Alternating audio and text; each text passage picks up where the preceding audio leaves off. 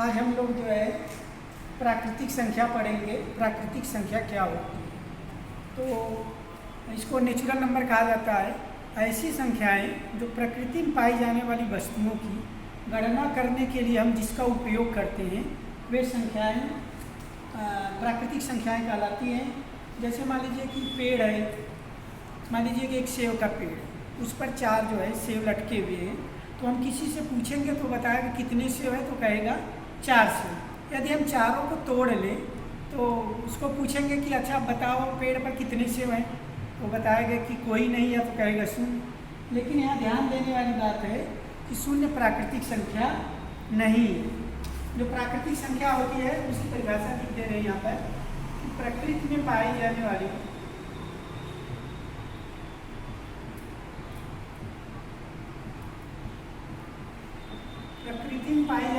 वस्तुओं की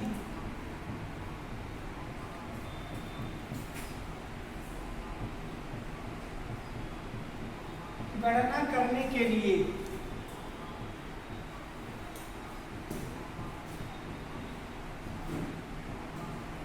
जिन संख्याओं का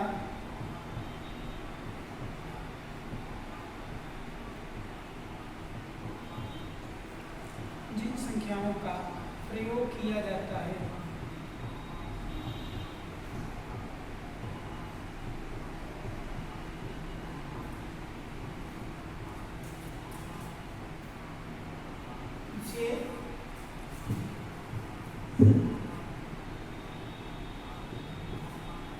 उसे हम प्राकृतिक संख्या कहते हैं।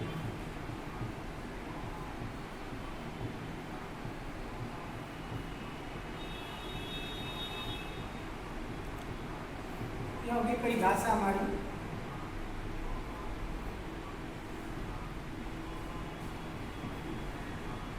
प्राकृतिक संख्या की परिभाषा की प्रकृति में पाए जाने वाली वस्तुओं गणना करने के लिए जिन संख्याओं का प्रयोग किया जाता है उसे हम प्राकृतिक संख्या कहते हैं। जो प्राकृतिक संख्या होता है वह 1 से चालू होता है। 1 2 3 4 5 6 ऐसे बढ़ते जाएंगे ये चलेगा अनंत। जैसे मान लीजिए कि कोई पूछ लिया कि 10 है, 10 के बाद की जो प्राकृतिक संख्या बताएगा तो हम बता देंगे 11 है। 1000 के बाद पूछेगा तो हम बता देंगे कि 1 इसमें जोड़ देंगे।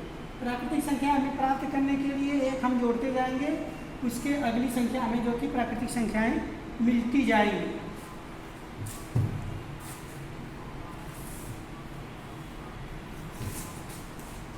प्राकृतिक संख्या है, प्राकृतिक संख्या के हम समुच्चय को n से निरूपित करते हैं। प्राकृतिक संख्या का समुच्चय n होता है। n से कहा जाता है नेचुरल नंबर प्राकृतिक संख्या, इसलिए इसे हम यहाँ पर n से प्रदर्शित करते हैं इसके समुच्चय को, और इसको लिखते हैं यहाँ से 1 2 3 फिर इसके बाद डॉट डॉट डॉट अनंत तक। मतलब 1 से लेकर अनंत तक की जो संख्याएं होंगी उसे हम कहेंगे प्राकृतिक संख्या। और 0 जो है 0 प्राकृतिक संख्या नहीं है। 0 प्राकृतिक संख्या नहीं है, इसे कहेंगे 0 is not belonging to n, मतलब 0 जो है कि नेचुरल नंबर नहीं है। जो प्राकृतिक संख्या है वह हमेशा 1 से चालू होती है और इसमें हम 1 जोड़ते जाएंगे, अगली संख्या हमें मिलती जाएगी। जैसे मान लीजिए कोई प्राकृतिक संख्या दिया गया है a एक प्राकृतिक संख्या है, तो उसे अगली प्राकृतिक संख्या पूछेगा तो उसकी अगली प्राकृतिक संख्या हो जाएगी a + 1। इसकी अगली पूछेगी प्राकृतिक संख्या कितनी होगी, तो हम इसमें फिर 1 जोड़ते जाएंगे, हमें जो है कि अगली प्राकृतिक संख्या मिलती चली जाएगी।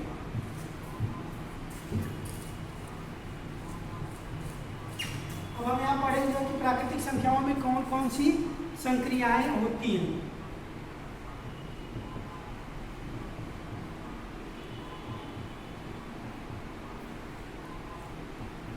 संक्रियाएं देखिए मूल रूप से कितनी होती है, 4 होती है। एक होता है जोड़, घटाना, गुणा और भाग। यही 4 संक्रियाएं, इसको कहा जाता है ऑपरेशन। 4 ऑपरेशन लगाए जाते हैं, एडिशन, सब्सट्रैक्शन, मल्टीप्लिकेशन और डिवीजन। मान लीजिए 2 प्राकृतिक संख्या दिया गया, हम इसको देखेंगे कि मान लीजिए 2 प्राकृतिक संख्या हमें दिया गया है तो क्या हुआ, उनका योग भी एक प्राकृतिक संख्या होगा। जैसे मान लीजिए लेते हैं a और b जो है 2 प्राकृतिक संख्याएं हैं, तो क्या a + b भी तो इंप्लाइज करेगा कि a + b भी एक प्राकृतिक संख्या होगी। यदि यदि ए और बी दो प्राकृतिक संख्या है तो ए प्लस बी भी एक प्राकृतिक संख्या होगा। जैसे हम उदाहरण लेते हैं, मान लीजिए 2 और 3, 2 और 3 दोनों जो है प्राकृतिक संख्या है।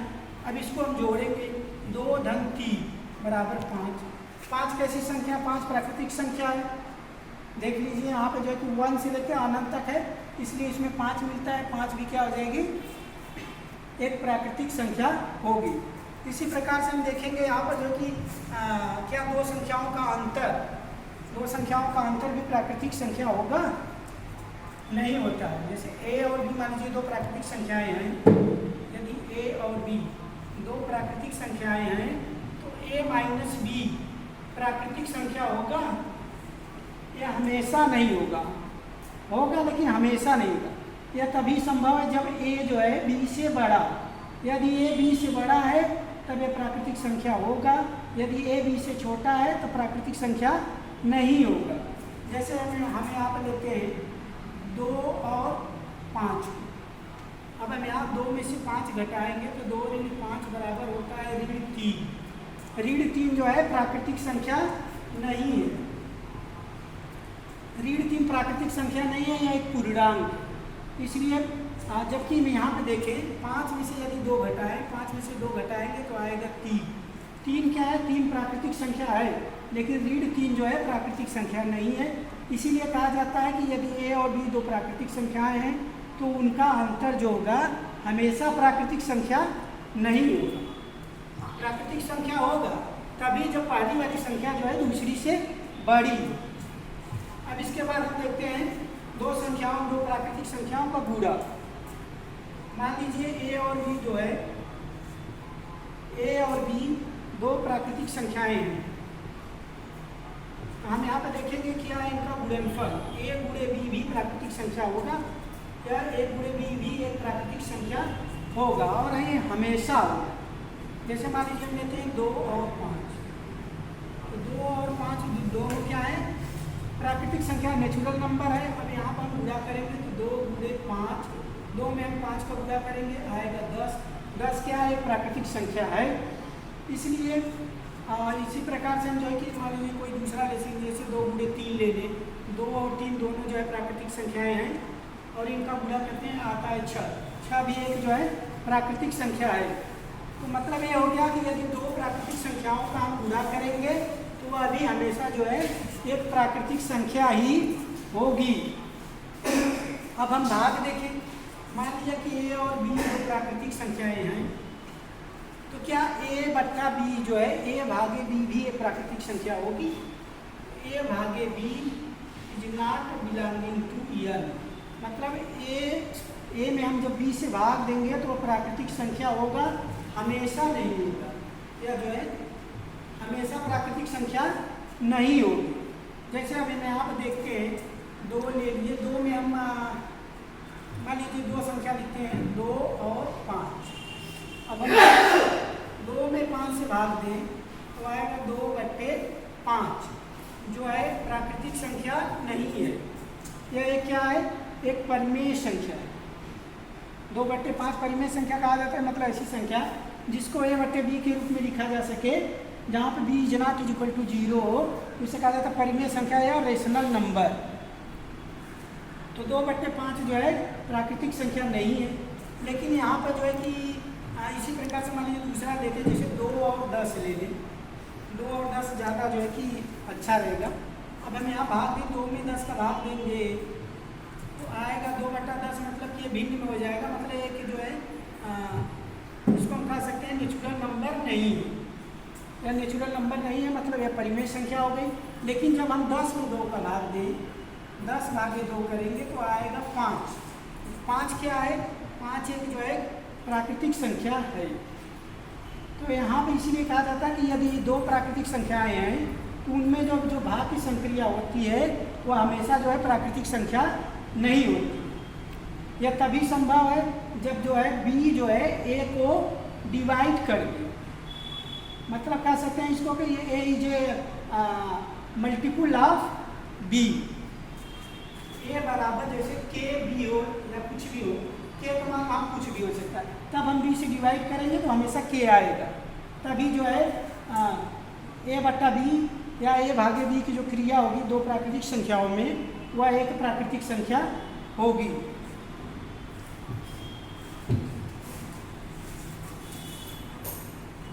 अब इसमें देखिए 4 नियम होता है गणित में, मुख्य रूप से 4 नियम है। पहला है कि संवरक नियम,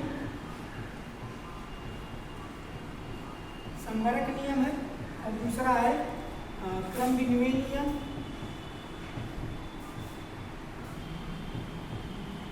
क्रम विनिमय नियम, और तीसरा है साहचर्य नियम,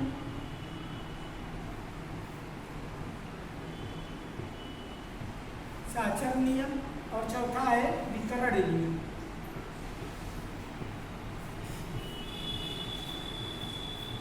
चार नियम होते हैं, संवरक नियम, क्रम विनिमय नियम, और साहचर्य नियम और वितरण नियम। संवरक नियम क्या है? मान लीजिए कि ए और बी दो प्राकृतिक संख्याएं हैं, तो यदि मान लीजिए यहाँ पर लिख देंगे इफ ए और बी दो नेचुरल नंबर हैं, यदि ए प्लस बी भी एक नेचुरल नंबर हो, मतलब प्राकृतिक संख्या हो, तो उसे हम कहेंगे कि ए और मतलब कि प्राकृतिक संख्या में संवरक नियम का पालन होता है।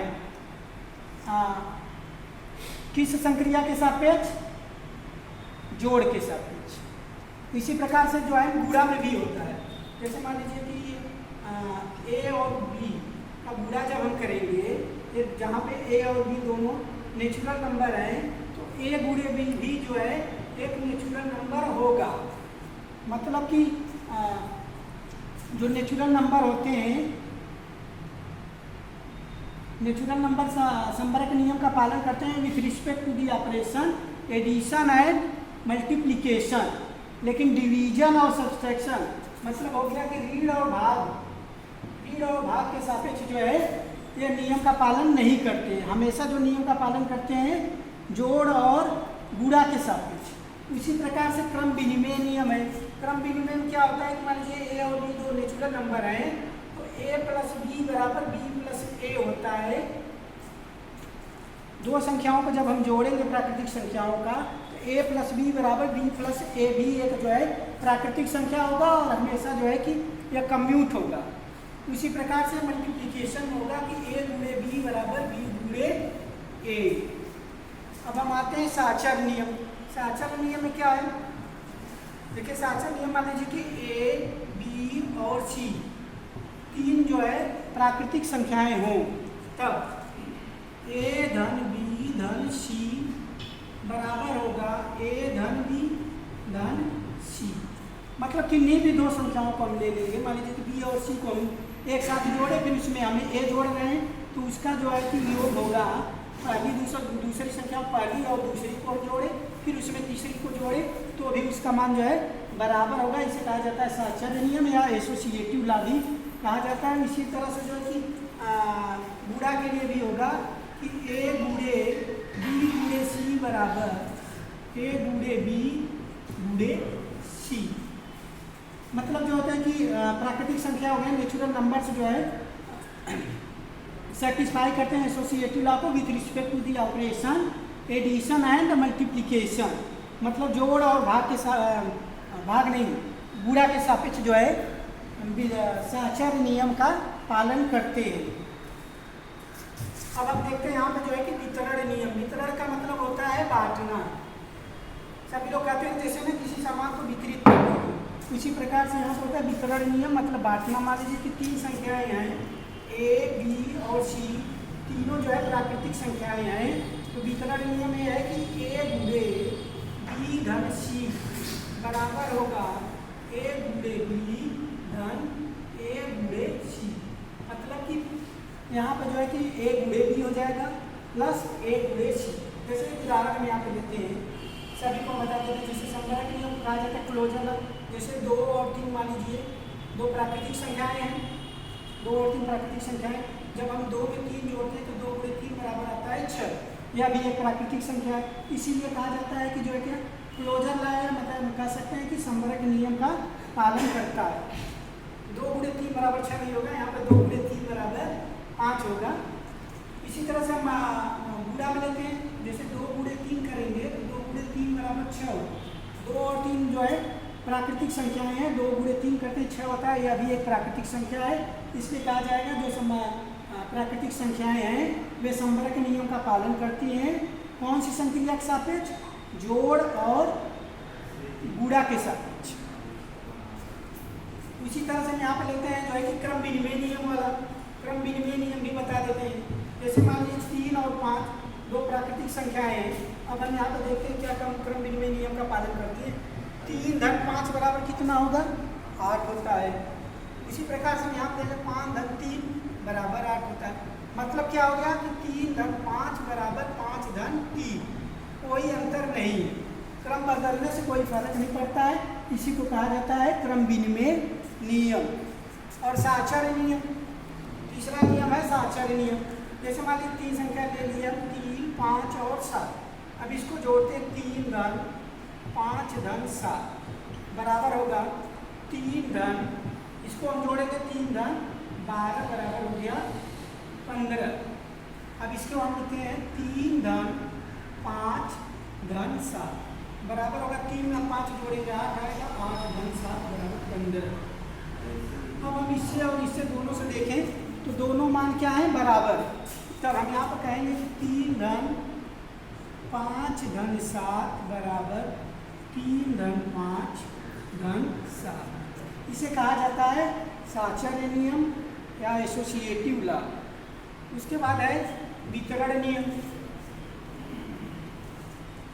वितरण नियम डिस्ट्रीब्यूटिव लॉ। जैसे मान लीजिए 3 संख्याएं हो गई, 2 हो गया, 5 हो गया और 4। 2, 5, 4 जो है 3 जो है प्राकृतिक संख्याएं हैं। अब हम यहाँ पूरा करते हैं 2 गुणे 5 धन 4। सबसे पहले हम यहाँ जोड़ देते हैं, बराबर हो जाएगा 2 गुणे 5 में 4 जोड़ेंगे आएगा 9, तो 2 गुणे 9 बराबर 18। अब वितरण नियम के हिसाब से जब हम करेंगे तो यहाँ लिखेंगे 2 गुणे 5 धन 4 बराबर 2 गुणे 5 धन 2 गुणे 4। अब हम यहाँ पर मान निकालें 2 गुणे 5 होगा 10 धन 2 गुणे 4 बराबर 8। अब हम दोनों को जोड़ेंगे, 10 में 8 जोड़ेंगे 18। मतलब क्या हुआ कि 2 गुणे 5 धन 4, मतलब 2 गुणे 5 धन 2 गुणे 4 बराबर हो गया 2 गुणे, यहाँ पर हम इसको ऐसे लिखेंगे, ऊपर लिखते हैं कि 2 गुणे 5 धन 4 बराबर 2 गुणे 5 धन 2 गुणे 4। अलग अलग जो है वितरित हो गया, पहले 5 पर हुआ, उसके बाद जो है 4 पर हुआ। इसी को कहा जाता है वितरण नियम। अब हम आपको जो है कि एक क्वेश्चन देते हैं।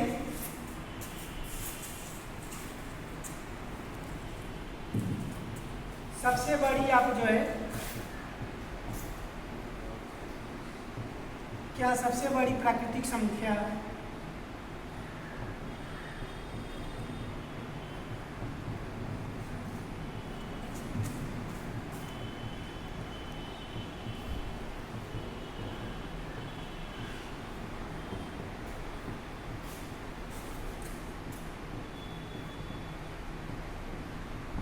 कोई आपसे प्रश्न पूछे कि क्या सबसे बड़ी प्राकृतिक संख्या आप बता सकते हैं? यही हमारा प्रश्न है कि आप क्या सबसे बड़ी प्राकृतिक संख्या को हम बता सकते हैं? आप इसको करिएगा। धन्यवाद।